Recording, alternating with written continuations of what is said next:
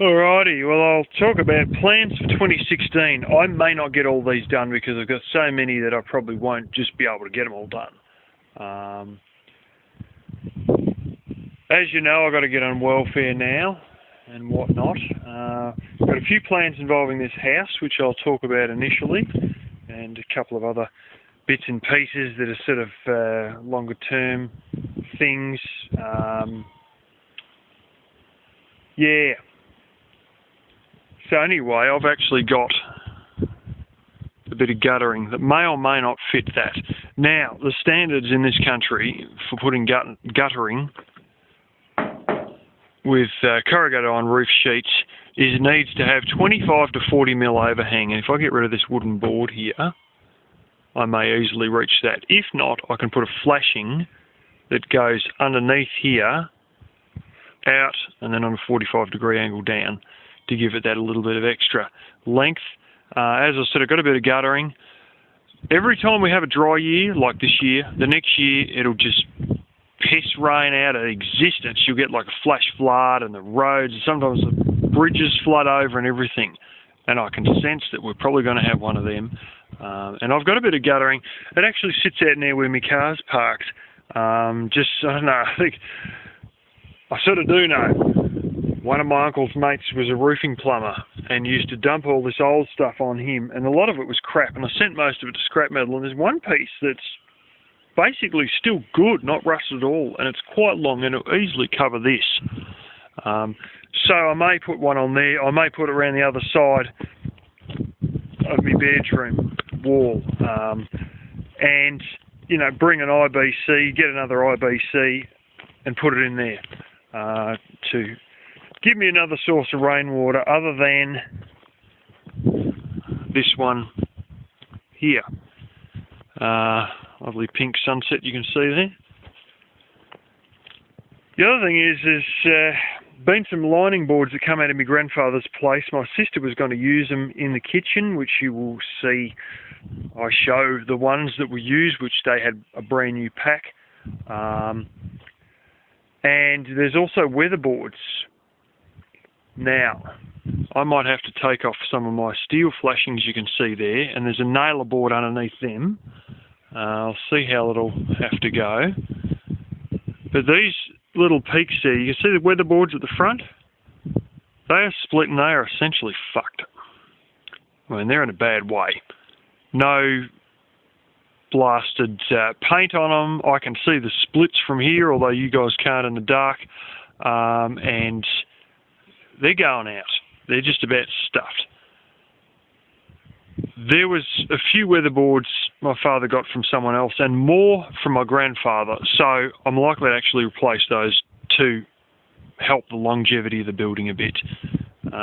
There's flashings, you can see one collapse there, another one on the angle. They're flashings that run off the bottom weatherboard onto this veranda roof. As you can see, you might be able to see there's oh, you can't really see. There's a bit of wood sitting in there. It's dipped as hell. It's stuffed. Pretty much from that corner where I got the little panel there, right across to basically the edge of this first solar panel here on my main house system, that's warped as hell. The battens are completely stuffed underneath that. And if you wonder why I don't put the gutter on this side, is because there's not much roof space. There's only a short amount of veranda space to catch water. If I'm going to put the gutter on any side, it'll be on one with a decent amount of roof space, which the longest side of roof sheets before they hit the end is around the front where I just showed, where you're being greeted by a little kitty. Anyways, I'm likely to rip out, while it's dry weather, rip out all these roof sheets here. I have more that are an identical size that come off a part of the veranda somewhere else in the house. Replace all those weatherboards because I'll be able to get straight through without the roof sheets there, at least to this one, not necessarily to that one, but I might unscrew a few of those, well, actually nail down, pull a few nails out there. Then put new battens in, at least from this post on, and more roof sheets. Because that's bullshit. It's about to collapse. The flashings have fallen off. The boards are rotten. And I might have to get off my big steel flashings that I put there, but a lot of those are literally just on with 5/16 tech screws, so it just means getting up there with a little Milwaukee drill and just undoing them and setting them aside until I sort everything out. And, you know, in this dry weather, like, I thought, like, it was raining at my sister's. I assumed it was raining here. It hasn't been. It's dry as hell. And so I'm likely to get onto that. These lining boards that come out of my grandfather's as well, that my sister was offered but never used, are likely to line some of the walls inside the house, such as the fridge room. In fact, in the winter, there's a whole stack of stuff, masonite and maybe thin ply, but plenty of masonite. That it's sort of like MDF, but it's a brown colour. It's from the old days, back in the 60s. My father has tons of that, and I'm likely to leave it to the winter to line the inside of the house with masonite, plywood and lining boards. And I'll insulate it because I've got more insulation bats. I've got plenty of silver paper. I've got a whole roll that hasn't even been opened up, and I've still got half a roll from when I done the floor in my bedroom. And that'll be a winter thing because it's an inside job and I've got nothing else to do during the winter. So I want to keep that inside job to give myself something to do with the winter and take advantage of all the dry weather now to do outside jobs. So that's sort of likely to happen. Yeah, seriously considering joining a bushwalking group in an effort to find a nice young lass.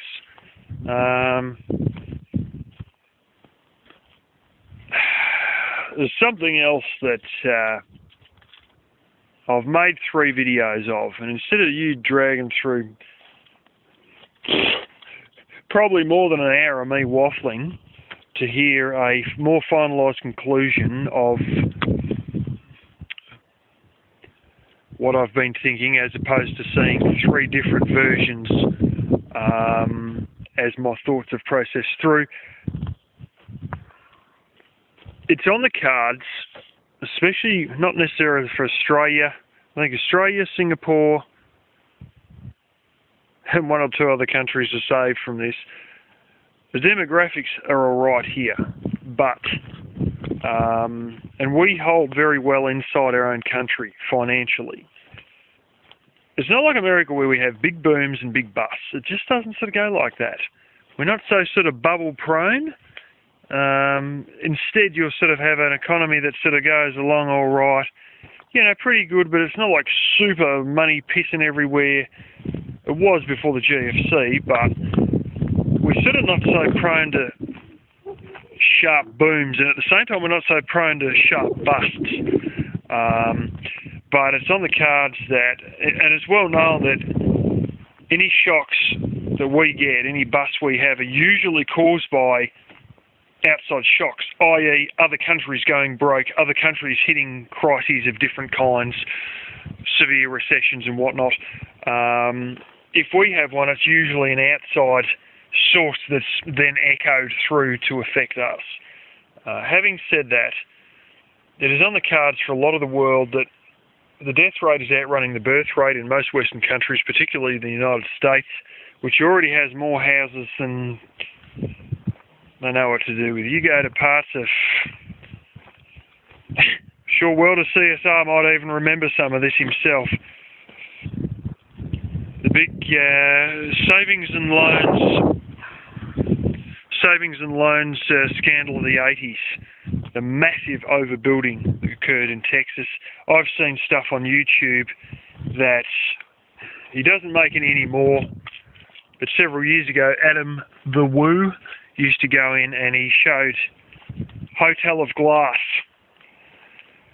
7-story hotel, completely finished. The only thing they needed to do was sand back a bit of plaster and paint the bottom 2 floors. The other 5 floors are fine. Got abandoned, walked away from. Places where he's gone in, houses that are essentially finished from the outside, All they need to do is the wiring, the electrical, and the plasterboard, i.e. drywall inside. That was it. They are literally framed inside. They have the bricks, the roofs, the windows, all on, all up, but they didn't have any road set in the middle. There was 20-something odd houses, brand new, deserted. You don't see that crap in Australia. But apparently America has that sort of stuff, which to us Australians is fucking shocking, actually. And now you've got... If Trump builds his wall, you'll definitely be like this anyway. His little war between Mexico and the US. You've got a faster death rate than you have birth rate. And a lot of Western countries are affected by this. And I've heard of... I don't really know a great deal about it, but apparently the gentrification, something or other gentrification in London, they've got a lot of London which is empty, but then the prices of the houses are fucking crazy. You know, the simple fact of the matter is that the US is in... Now, these are not ones that they've got taxes for or tax money lined up for. Ones they don't have tax money to account for is primarily the baby boomers' pensions. They're in for 108 to 120 trillion over the next 10 years that they don't already have incoming taxes to cover. Don't be surprised if you're in the States and you're a baby boomer, especially if you're on one of the younger ones, and you don't get the pension you're thinking of getting. Let's put it like that. Or you get it, but the money's worthless. In this financial system, there needs to be... It's a fucking Ponzi scheme. There has to be an increasing amount of debt, which means there has to be an increasing amount of population, which means that also the pension system is no different. There has to be an increasing amount of people working and putting in to the pension system to keep the pension system going. So you need this larger population that can do two things: take on more debt and have more workers and productivity than the previous generation to support the pension system and to support the financial system itself, because it's a debt-based financial system where an increase in the monetary supply, or as they call it, monetary expansion, is caused by more debt. It's a debt-based currency. More money is created by more debt being taken on. It's fucked up, I know, but this is the way the system's been built, and we're going to have a hell of a nosedive before long, and I have been thinking a lot. Apparently, they can't put a date on it, but they reckon it's not going to see at the end of this decade. Every 30 to 40 years, they have a major shift in economic policy. Now, in all this, there's too much of a vested interest in people wanting to keep their pensions, people wanting to keep their jobs, people wanting to keep their food on the table, because nobody wants to be living like a fucking hobo. So, when things start to fail, they do things like the interwar gold standard back around 1919 or sometime around then. They do other things like the Bretton Woods Accords. They do other things like the Smithsonian Agreement, you know, the Nixon shock followed by the petrodollar, things like that. And they have a major shift in world monetary policy every 30 to 40 years to stop the entire system running off the rails, to stop us all ending up like living like fucking hobos as the entire currency and trade system freezes to, grinds to a fucking halt.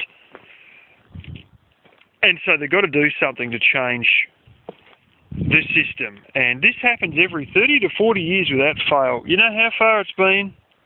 44 years in. We are desperately due for another one. And you look at it all, and it's not just due for a change in monetary system. It might be due for a change of our perspective in money itself. You should look at Europe.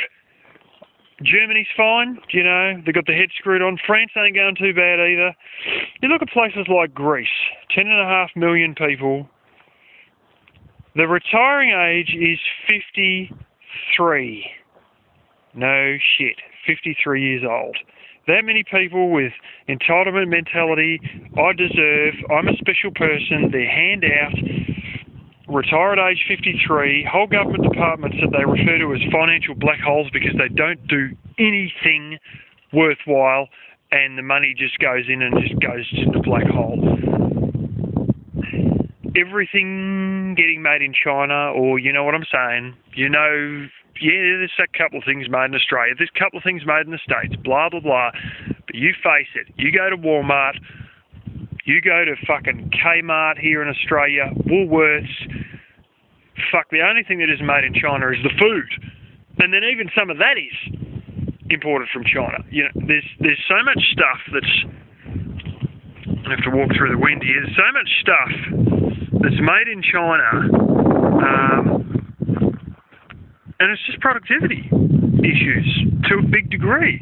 You know, and you got people in Greece that, oh, well, you know, I want me hand out this, that, boom, boom. What productivity they got? A bunch of fucking Kalamata olives? I mean, like, there's just a dramatic trade imbalance. And yeah, China may be playing games and all this. There may be trade wars, there may be tariffs. I honestly think tariffs is the only way to save the place.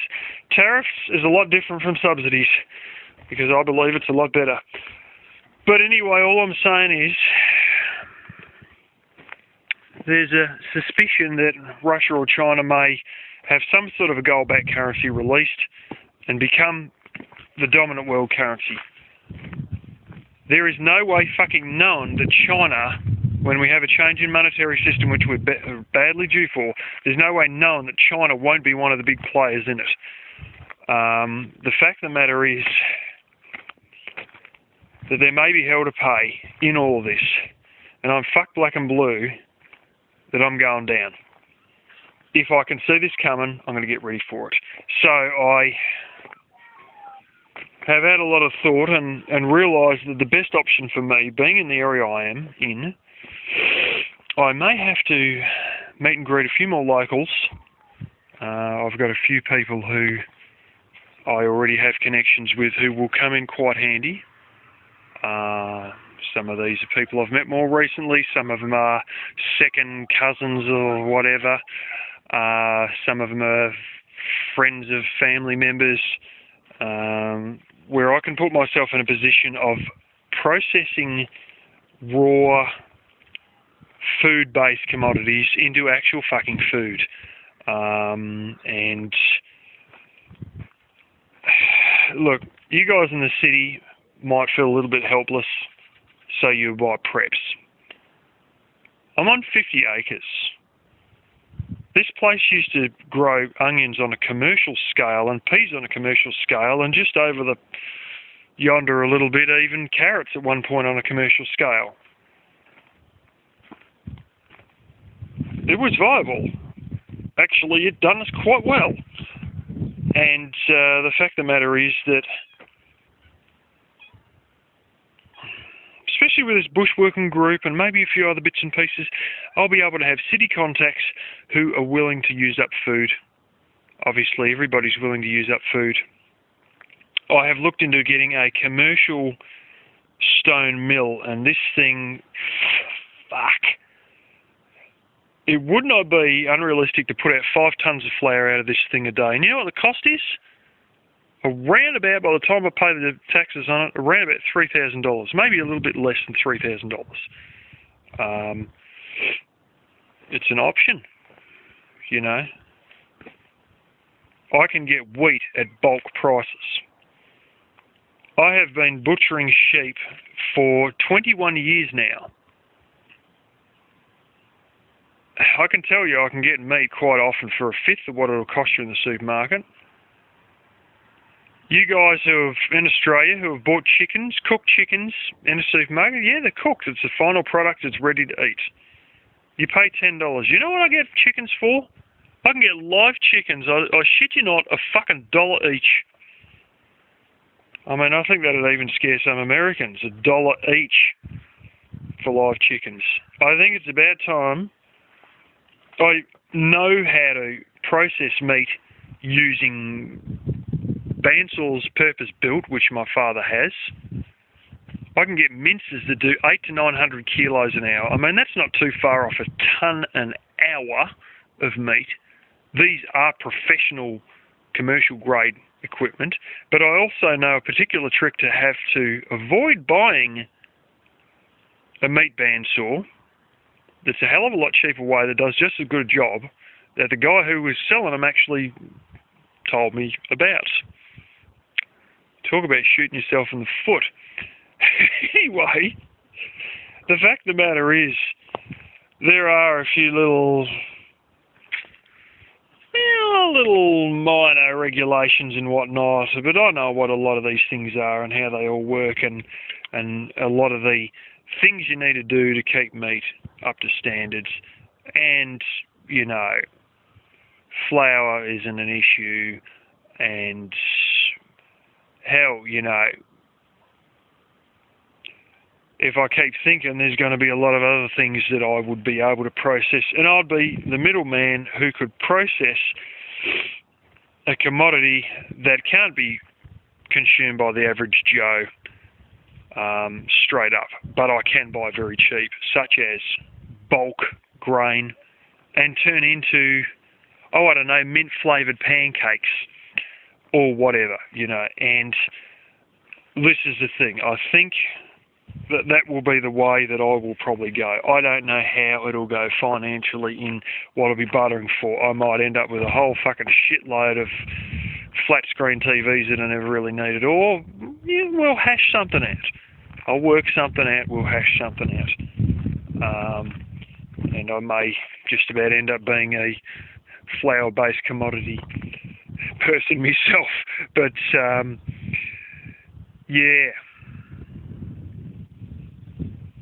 I want to be sort of prepared for this in a way. The other one is I'm seriously thinking of,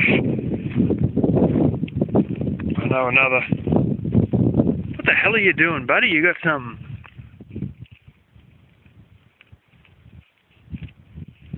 cat's trying to kill something. I think it's only a bug though. The other one is I know one subscriber will like this, perpetual spinach. As I've said, it grows easily around here. I can get IBCs for $50 to $60. I believe they have something for chicken feed related stuff in them. Sold by a place that only sells to its own employees, so it doesn't sell enough, and now they've got a giant wall of the bloody things. But they're a battery in place. They were $50, they might be $60 now, but the fact is they're building up an entire wall of these things, and they never advertise, and they can't get rid of them as a result. So I might have to buy, I don't know, 12, 15, 20, 25 IBCs. There's a particular water pump which my uncle borrowed off someone who eventually said, just keep the fucking thing. And shit.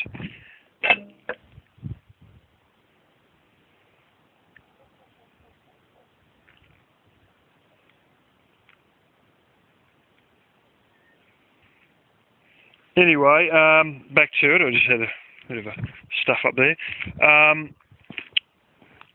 What was I saying? Oh yes, this water pump is Briggs & Stratton. I can buy a new one, but I don't see the fucking point of spending $700 on something that I might not really need to use. But we have a Briggs & Stratton one that my uncle borrowed off someone that had a bit of a real problem. It's starved for fuel when you go to start it. You've got to take the spark plug out every time and pour a bit of gasoline into the piston to get it started. It's some sort of carburetor problem. Don't know what it is. Haven't pulled the carburetor apart. My father said he's going to pull the carburetor apart. We believe it's a needle and seat is fucked. It may just be a point of ordering the Briggs & Stratton carburetor that suits that model and fitting on a new carburetor. or it could just be an entire mess of shit in the carburettor. So he's going to pull that apart and have a look. And that's a water pump that's a single impeller 1-inch hose, I believe. Something like that. It's a reasonable, like it's about 5 horsepower pump. So, yeah, and it fairly slams the water out. So what I'm hoping to do is get that going.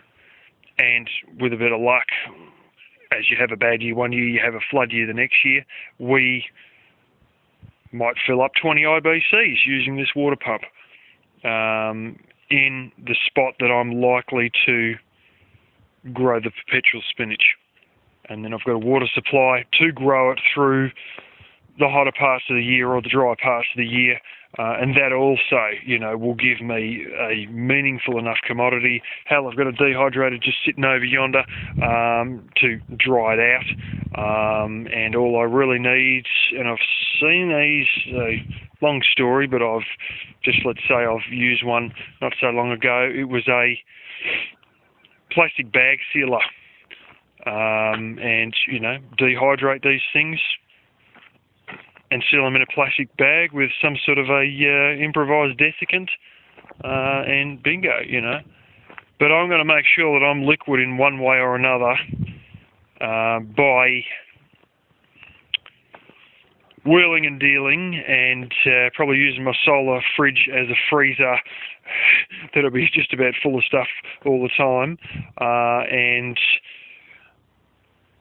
eking out basically a food processing existence, so I have something that's barterable with, whether it's raw food that I've turned into a usable commodity, whole shit tons of perpetual spinach, and other such stuff.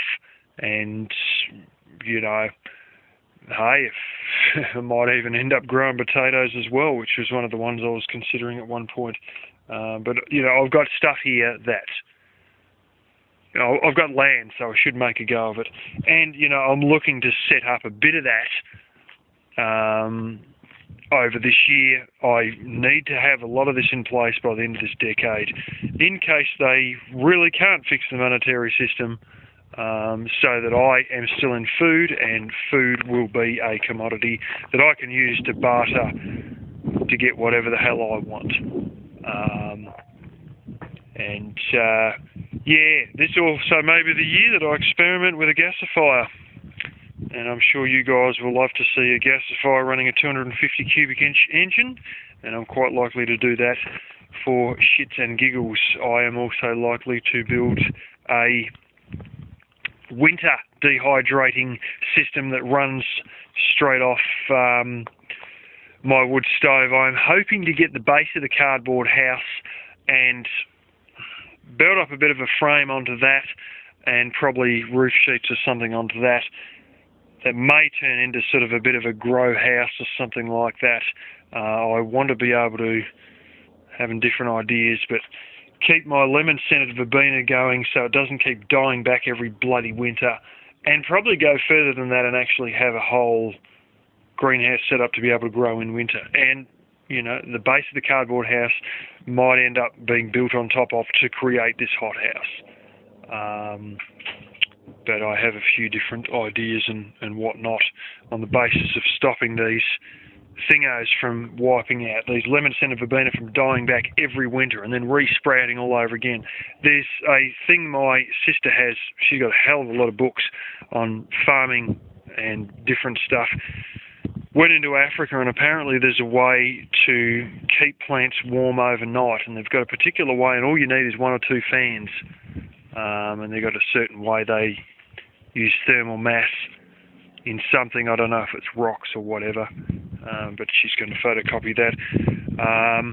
Yeah, I'll work something out, even if it ends up being those 8-hour tea light candles or something.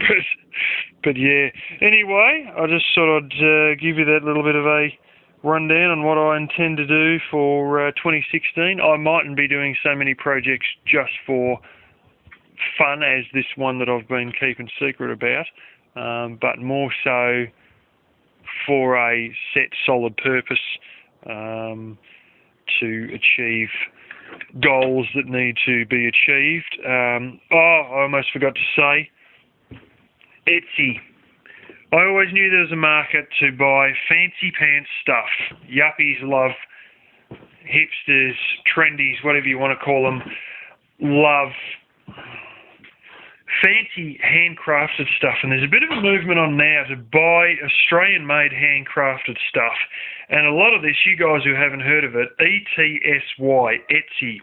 It's a place where they've got an American version, they've got an Australian version. It's an online web store where, and this is all legit stuff that's been run for quite a while, where you have handmade products and you sell handmade products in an online store.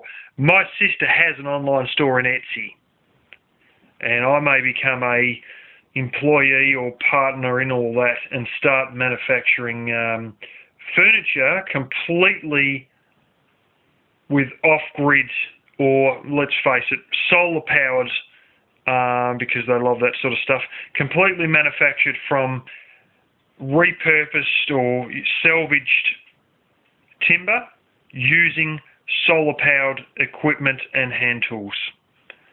And I might be using a lot of the red gum posts that I was otherwise going to stick in the fire, and a lot of this old 1800s salvaged 4x2s that my uncle has got a big pile of over there, to build furniture pieces. I saw something that was the biggest hunk of shit I've ever seen. It was literally 2 pellets nailed together with a bit of 4x2 on either side in between the 2 pellets, and it said something about teak, and I thought, oh, it's teak, that's why it's $400. No, repurposed pine. I looked a bit closer and read the description properly. Repurposed pine with teak stained varnish and 4 caster wheels that are shitty little $12 Chinese caster wheels. Use this as your TV stand. 144 likes. I don't know how it didn't have Fairy Meadow Furniture Manufacturing stuck on it, because honestly, it was 2 fucking pellets with a bit of teak stain varnish on those 2 pellets and a few wheels on the bottom. $400 fucking dollars. 144 likes. Another one that looked like, oh, I don't know, maybe 3 pellets. 253 likes. Also $400. How the fuck can they justify this? No. Don't think like that. Don't think how can they justify it. You got to think Chinese boss style. Don't knock it. Make money out of it. Chinese boss and them snails that time. He wasn't thinking about these fucking snails, this vineyard's ridiculous. He was thinking, and he said this to the manager, we've got to be able to do something with these snails. He was thinking of bagging up and freezing these snails and sending them to southwest China, where they eat snails much as the French do without the garlic butter sauce, because he could see not these snails are fucking my vineyard, but he saw the financial opportunity in the snails. Don't laugh at these guys with a bit of teak stain varnish on 2 pellets and 4 flipping wheels on the bottom at $400. Don't laugh at them. Shut the fuck up and start building this shit yourself and sell it to them. And so that's exactly what I might start doing, is become a partner in my sister's Etsy store and start selling this stuff, but make it 100% solar-powered machinery or hand tools. And hell, the only thing I need to get is a cordless circular saw, and I've got every bloody tool I need. Oh, and a cordless planer. And I've got every tool I need to make tables out of red gum posts, which I've been ripping out, and I've still got another 20-something down there that I still haven't got. Never mind all the ones around here and in the back of the truck. And that may be something that I've got to jump on board with, is doing this, making money from these people who want to, these trendies who love handcrafted, Australian-made, good quality stuff, or just unique stuff from repurposed wood. Don't laugh at them, sell stuff to them, and make money out of these people who are willing to buy this stuff while there's still money in the economy, before, there's any big financial disaster or anything like this that may or may not be coming. And either way, like, shit, I'm not going to turn down $400 over a couple of fucking pellets and a couple of wheels in the bottom with a bit of varnish over it. And I can do a lot better than that, so I will, and then charge $1,000 for it. But anyway, that's another thing that I'm seriously thinking of taking on. And, you know, if I took that on and I could manage to move a bit of that stuff, hey, I might be able to go back to only working 3 or 4 days a week and not even need to worry about a full-time job, and, you know, still have the freedom that I had while I was at the piggery with all these extra days free, but with, you know, more money than I was making at the piggery. So anyway, that's the plan for 2016. Hopefully we can get most of them done.